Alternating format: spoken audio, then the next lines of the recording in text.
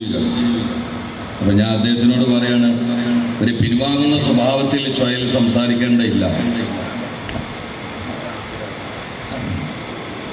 അപ്പോൾ എനിക്ക് ട്രെയിനുള്ളത് കൊണ്ടാണ് ഉസ്താദ് ബാക്കി പറയും. നിങ്ങളൊക്കെ എനിക്ക് വേണ്ടി ദുആ ചെയ്യണം. മരണപ്പെട്ടു പോയ നമ്മുടെ സ്വന്തക്കാർക്ക് വേണ്ടിയും ദുആ ചെയ്യണം.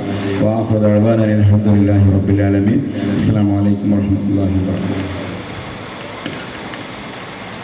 വളരെ പ്രധാനപ്പെട്ട ഒരു വിഷയം അതുകൊണ്ട് ആ വിഷയത്തിൽ ഒരുപാട് ബുദ്ധിജീവികൾക്ക് സംശയമുള്ളതുകൊണ്ട് പരിമിതമായ എൻ്റെ അറിവ് ഞാൻ നിങ്ങളുമായ വിഷയത്തിൽ പങ്കുവെക്കുകയാണ്.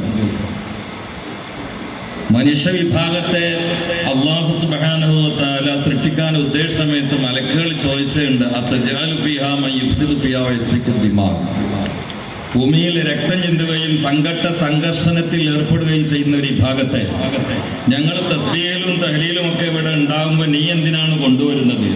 ഇതെങ്ങനെ മലക്കുകൾക്ക് ചോദിക്കാൻ കഴിഞ്ഞു എന്നതിൻ്റെ വിശദീകരണത്തിൽ ചില പണ്ഡിതന്മാർ പറയുന്നുണ്ട്, അൽ ഇൻസാനുൽ കാമിൽ അല്ലാത്തൊരു അപൂർണമായ മനുഷ്യവിഭാഗം നേരത്തെ ഉണ്ടാവാം എന്ന സാധ്യത പറയുന്നുണ്ട്.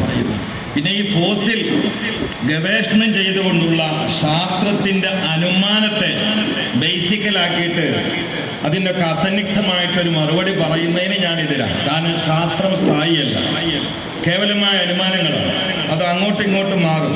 നമ്മളോട് ആ വിഷയത്തിൽ ഇങ്ങനെ ഒരു ചോദ്യം ചോദിക്കാം, മനുഷ്യന്റെ കാലപ്പഴക്കം എത്ര എന്ന് വെച്ചാൽ, മനുഷ്യൻ എന്നതിന് ഖുർആനിൽ 3 പ്രയോഗമുണ്ട്. ഒന്ന് ഇൻസാൻ, ഒന്ന് ബഷർ, ഒന്ന് ബനുവാദം.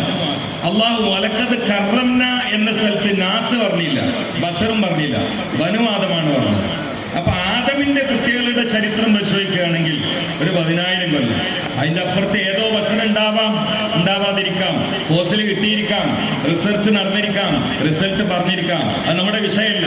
ഫോസിൽ കിട്ടി, മനുഷ്യന്റെ കാലപ്പഴക്കം 3 കോടി വർഷമായിട്ടുണ്ടല്ലോ എന്ന് പറഞ്ഞാലും ഖുർആൻ അതിനെതിരല്ല എന്നാണ് പറഞ്ഞത്.